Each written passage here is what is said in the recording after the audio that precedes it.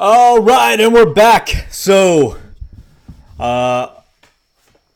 what the fudge knuckin' is liquidity? I don't cuss. My wife doesn't allow it. Actually, that's not true. I have a mouth of a sailor. Anyways, what the fuck is liquidity? This is section 2. We're diving into it, you guys. Let's go. All right, so what is liquidity? Well, liquidity is demand. Supply demand, that's the basis of all of economics. And this demand, and this is very, very important, demand is comprised of money. That's obvious, right? But here's the really important distinction. That money is comprised of cash, which everybody knows, but plus credit. That is something that is just mind-blowing, but modern day economics, all this, the smart ivory tower academics, they pay attention to that one part, the cash part of demand, but they don't pay attention to the credit part of demand, which I'm going to show you is a huge, huge error.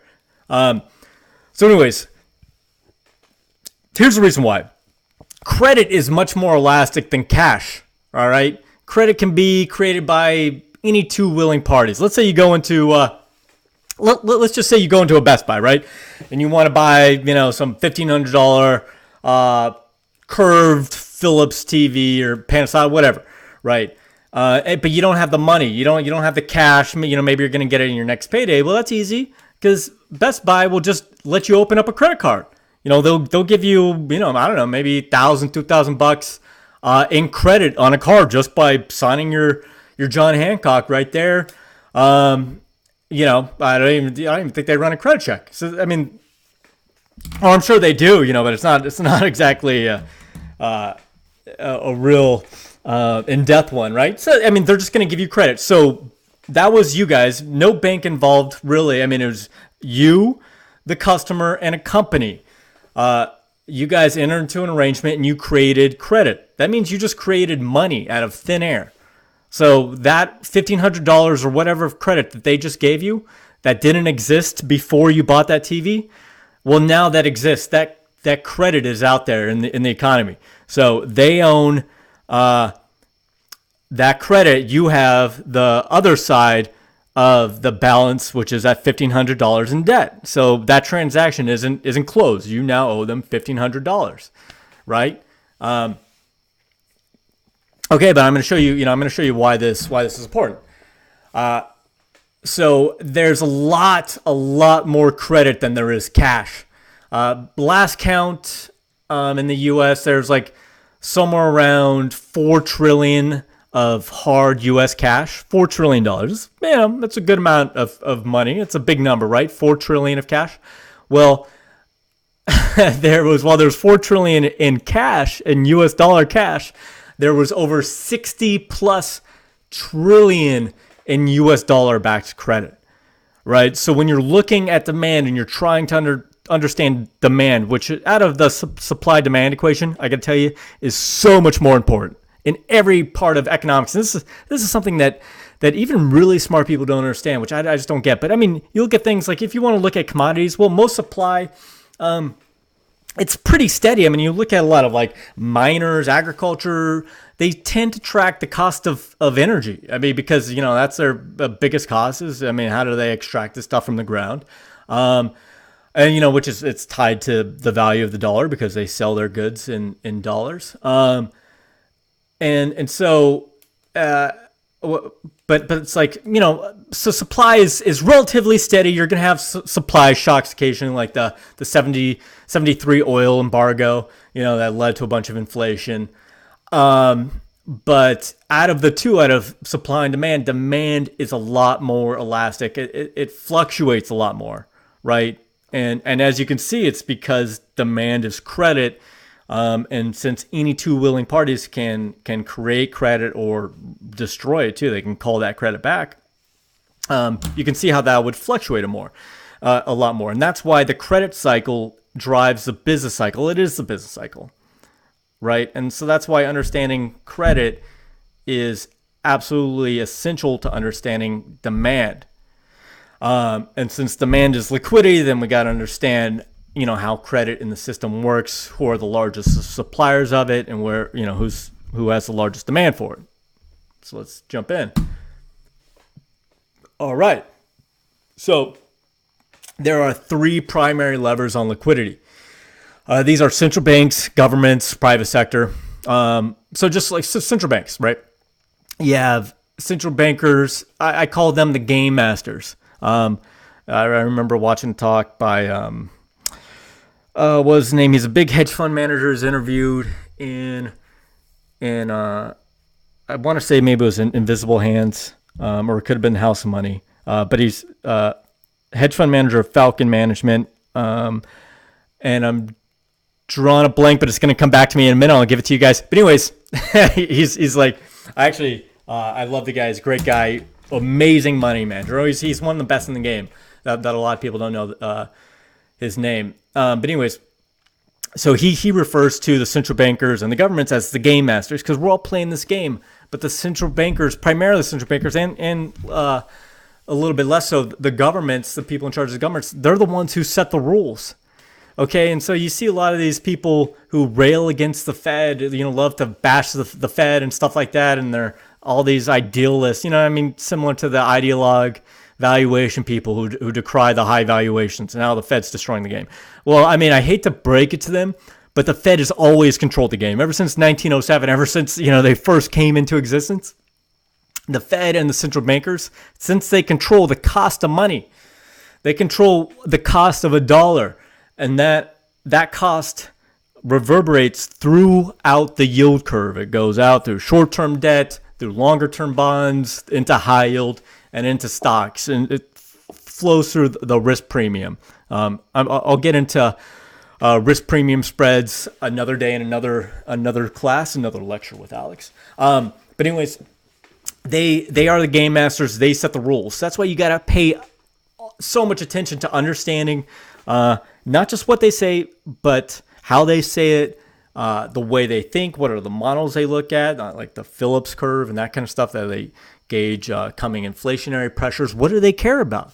I can tell you right now, like central bankers, like the U.S. Fed, they care about their two mandates. They have tunnel vision. They operate within their rules that are set upon them, right?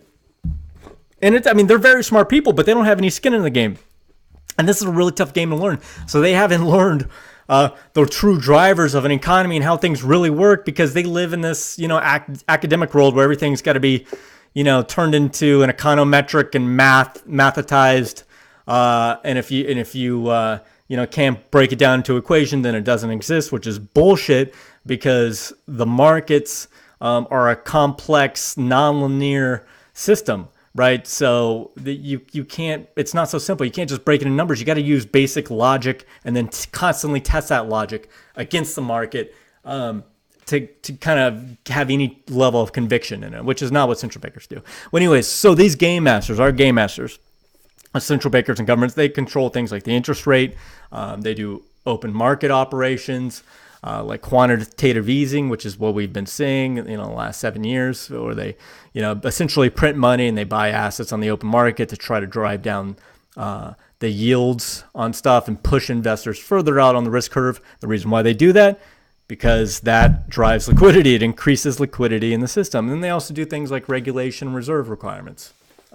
Governments, governments are a big source of liquidity. Are they in an austerity mode like Europe was, following their debt crisis in 2010, 2011, where they're, the impetus was on governments trying, people pressuring Greece to cut back government spending, while they're, going through a depression, which is freaking crazy, right? It's stupid if you understand how this game works. But you want to understand, like, are they, who's in power? What party's in power? What are they trying to do? Are they trying to cut spending? Are they like what we have now? Like we have President Trump. Is he an expansionary? Does he not give a shit about debt? Does he want to do a bunch of spending?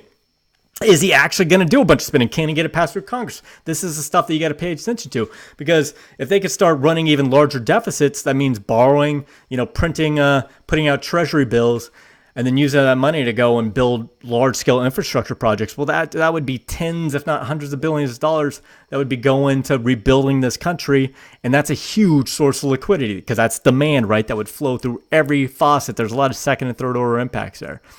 And then finally, private sector.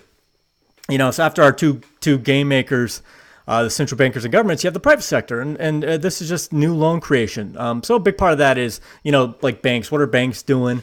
Looking at lending standards. I like to track a lot of things like the Fed loan officer survey, delinquencies, defaults, and then interest rate trends and spreads between countries and I mean we're just trying to understand, like, is there are banks is there a lot of loan growth?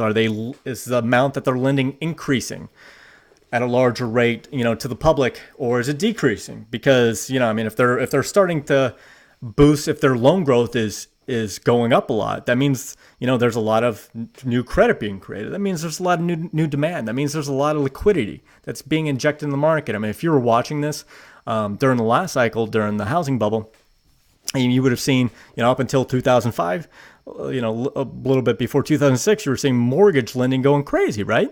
For years. And then, if you're like somebody like me who pays attention to liquidity and you watch that stuff, well, then around 2006, you start to see that falter. You see that mortgage lending growth stall, and you see it actually come down. And you're like, whoa, what the hell's going on here? And then you start to see home prices stall out, and then you start to see them go down. And you're like, well, liquidity is being sucked from the system, and that causes you to dig more. And then you start digging into mortgage-backed securities and CDOs and all that interesting stuff, right? And you realize that, oh my God, this is a fucking Ponzi scheme. What have these idiots been doing? They're going to destroy the country, and then it happens. But anyway, so that's why these are the three primary levers on liquidity: central bankers, governments, and private sector. All right. So I just ripped on that. So I mean, central bankers, the game masters, the big kahunas, right? Yeah, I can't stress this enough. You have to know the Fed, because the Fed is the supplies the dollar, which is the reserve currency for the world. Is what all a majority of global trade is done. Is what commodities are priced in. It's what the majority of foreign lending is done, is priced in dollars. So since the Fed sets the cost of U.S. dollars, well, then you got to know, because it's the largest source of liquidity for the entire globe. Pretty simple. I mean, after the Fed, as far as central banks go, you want to look at ECB. It's a giant economy. And you gotta see what Mario Draghi's doing, right? So I mean, you gotta pay attention to these things. You gotta look at what they're saying, and you gotta understand how they think. All right. And so it all comes down to this: don't fight the Fed, stupid. I mean, that's like an old market adage, right? Don't fight the Fed. It's an old adage because it's just true. It's been true for the last 100 years now. Since central banks have existed, since they've controlled interest rates and the cost of money, they have controlled markets. Sometimes it's a lot more prevalent and pervasive, like it is today, because interest rates are at all-time historical lows. But and here's something that it's kind of a pet peeve of mine. But the central bankers are always manipulating the market. That's their job. It's their job to manipulate the market. So it doesn't matter if interest rates are at zero. I'm going to show you guys here in a little bit. But I mean, like in the cycle before, when they got down the 3% or something like that, they were manipulating the market then. They lower the cost of money, which drives the stock market up, and then they raise the cost of money to fight inflation and rein it in, which drives the stock market down. It's really actually empowering and amazing once you guys fully understand this, because it's going to get you to look at the markets in a whole different way. So it's the majority of people, they spend hours and hours and hours paying attention to all this nonsense, just total fucking nonsense, right? They're looking at all these esoteric data points and all this shit because they're trying to sound smart. They don't really know what they're doing, so they use this false knowledge as kind of like a safety blanket because they don't really know what they're talking about. They know that, but they don't want to admit it to themselves. But at least they sound smart to other people. Well, all you got to do is just pay attention to the game masters, the central banks. What are they doing with interest rates, the cost of money? Okay, and that is your business cycle right there. Man, I'm way ahead of my slides. Look at that. The Fed uses monetary policies to drive the economy towards its two mandates: price stability, which is the inflation at 2%, and maximum employment. That is the Fed's two mandates. So you got to understand that. You got to understand how they look at it, the models they use to understand inflation, and then what do they view as the natural rate of maximum employment. It's so important.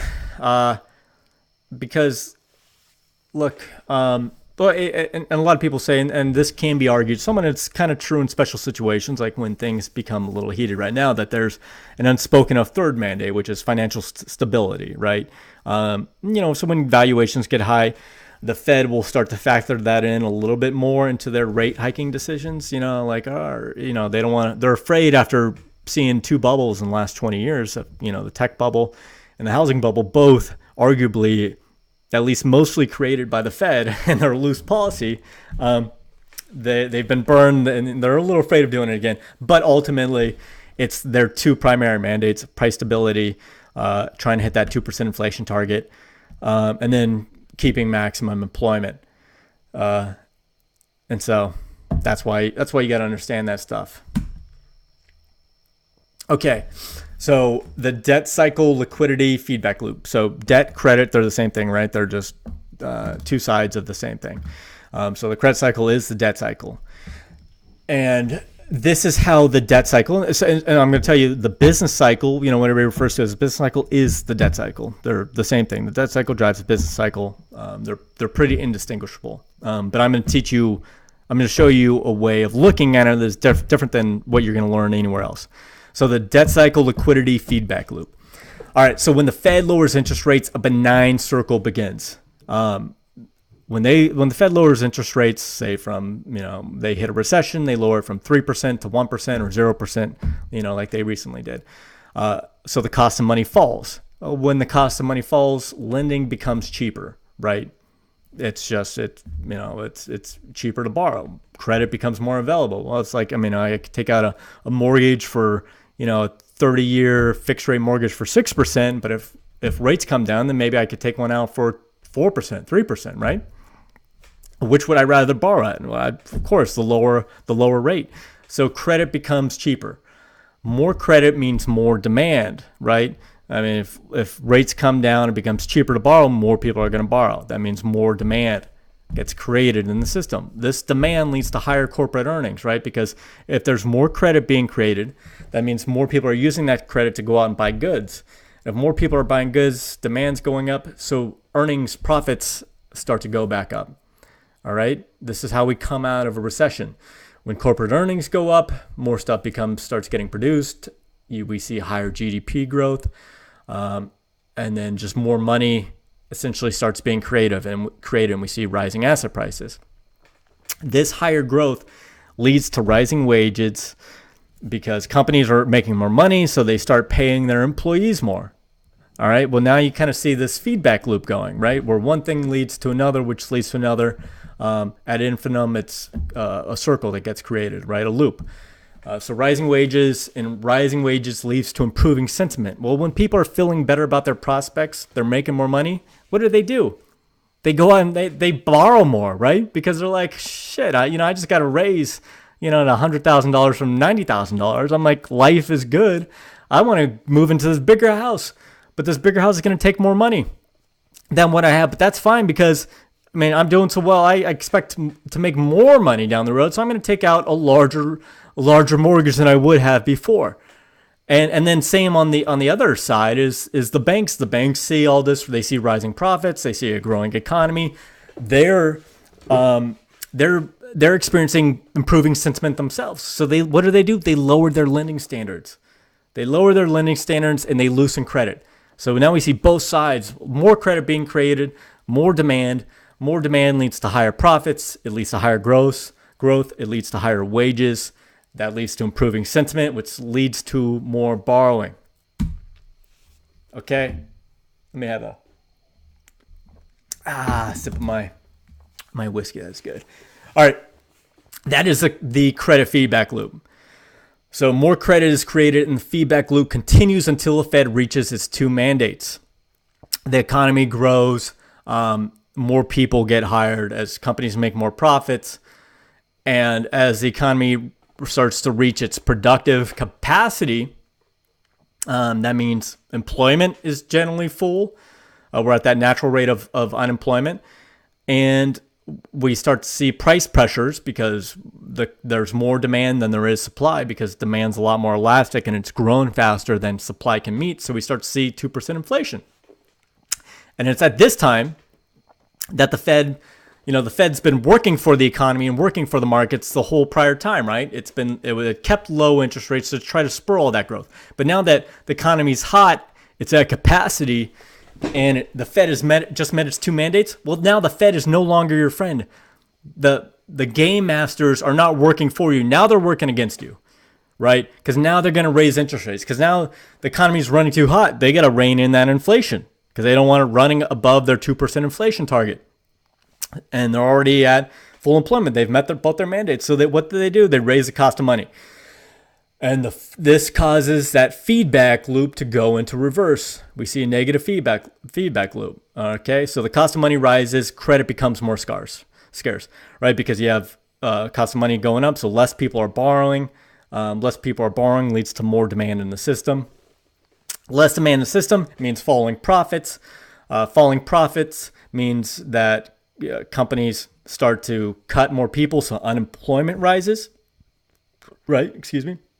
Unemployment rises, GDP growth slows, sentiment turns sour because sentiment is turning negative because things have turned, they're slowing down. Banks stop lending less, so even less credit is created, and on and on and on, right? And this leads to falling wages, collapsing sentiment, and leads to even less credit. This feedback loop goes. This is how a recession is born. This is how a bear market is born. This feedback loop goes until what? The Fed raises interest rates again, okay? And this is a debt cycle, right? So I just explained to you the debt cycle, which is so important. If you understand how the debt cycle works, it's going to put you miles and miles ahead of your competition out there. The debt cycle and the debt cycle, the model that we use for the debt cycle is one put forth by Ray Dalio of Bridgewater. If you guys don't know Bridgewater, they run like 150 plus billion dollars. They're on an absolute basis the most successful hedge fund in history. Ray Dalio is a personal idol of mine, and just an all around good dude. And so here, I'll show you guys this real quick. So liquidity is the foundation of the modern global economy, right? Liquidity is demand. Demand is credit. Liquidity drives the debt cycle. The debt cycle is the business cycle. Without going too much into debt cycles, because I'll save this for another lecture someday, because I could easily spend an hour or two on it. But just this is really important. So pay attention. I want you to understand this. So at the basis of the long-term of the debt cycle, of everything, of just like how the economies move and grow. Well, over the long term, over 100 plus years, we average about 2% productivity growth. Okay? Well, what is productivity growth? All productivity growth is over the long term, it's just the accumulation of knowledge, right? That just means we get better and better. We learn more. We advance technology, and we become more efficient at production, right? So we see productivity growth. And over the long term, when you average it out, it's about 2% on average, okay? On top of this 2% productivity growth that we see, we have the long-term debt cycle, all right? So this long-term debt cycle overlays that 2% long-term productivity growth. And the long-term debt cycle lasts about 50 to 75 years. This long-term debt cycle is comprised of the short-term debt cycle, right? And that's what you see here, the short-term debt cycle. The short-term debt cycle is it's the credit cycle, it's the business cycle, it's what we've been talking about.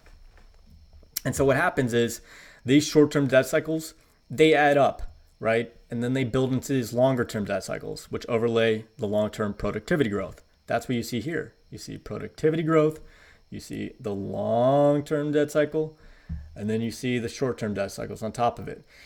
And now how does this happen? Well, it's actually very logical. It's not some tinfoil hat wearing nonsense. It's just each debt cycle, the central bank lowers the cost of money, right? And then the credit cycle starts advancing, the economy booms. What does the central bank do? Well, it raises the cost of money, and so things fall. And so in response, the central bank has to lower again to bring it out of recession. Well, what happens? It can't lower it lower than its previous low in the business cycle before it, because now the economy has a little bit more debt. But it lowers it enough to spur growth again. The economy expands, people hire more, people borrow more, and there's more growth. Same thing happens again. It heats up too much, the central bank raises the cost of money, and it collapses, and it goes down. And so central bankers cut rates, but they can't cut it as low as it was here because now they have even more debt. And so it goes on and on and on, right? So you have like seven to 10 of these suckers, and these, short-term debt cycles, they comprise these longer 50 to 75-year debt cycles. Because what happens? Well, eventually the consumer the private sector and the consumer, they get so loaded up with debt that you just reach a saturation point, which is kind of what we've reached recently, right? And so we've hit that point, and then we go through this huge deleveraging, which is like a shorter term debt cycle, but on a much bigger picture. This is like the Great Depression that we experienced in the 1930s. That was the last long-term debt cycle. And what we've been kind of going through is a similar case. We've been going through a massive deleveraging. I mean, if you look at the balance sheet of the consumer, of the household, it's deleveraged quite a bit since 2009. The rest of the private sector, the corporate sector, not so much. There's a lot there that still is going to need to be dealt with. That's why we're still kind of in the earlier to middle stages of this deleveraging. But it's been handled a lot better by the central bankers, which is why we haven't had crippling deflationary depression. Well, anyways, this goes on until you get enough inflation and enough debt destruction that the cycle starts all over again. And you get another, 50 years up, 50 to 60 years up, and then 10 to 15 years down. And it goes on and on and on. And if you study history, since ever we've had the advent of credit, you could see similar cycles playing out. It's actually really amazing. Read the Bible. The Bible has something called the Jubilee, right, where they mandate the forgiveness of debt every 50 years, right? Because they had the same thing. They had debt cycles, and eventually it reached a point where the debt was crippling to society. So in the Bible and in other religions, they mandated that they would have a jubilee every 50 years. I don't know if anybody ever followed through with that, but interesting nonetheless. All right, so conclusion. This one ran a little bit long, so apologies. But so you guys just learned what liquidity is. Liquidity is demand. The majority of demand is comprised of credit. Credit can be created by any two willing parties. But central banks, like the Fed, have the largest lever on liquidity. This is because they control interest rates, which is the cost of money. The central banks are the game masters, and we have to follow their cue. Liquidity is demand, and demand is credit, and therefore liquidity drives the debt cycle. The end. So that was a lot of stuff I just threw at you. If you got questions, again, shoot me an email. Please ask me questions at alex@macro-ops.com. And hopefully this is starting to sink in. We're going to dive more into this. I'm going to give you guys examples so this makes more sense in the next number of sections. All right. See you later.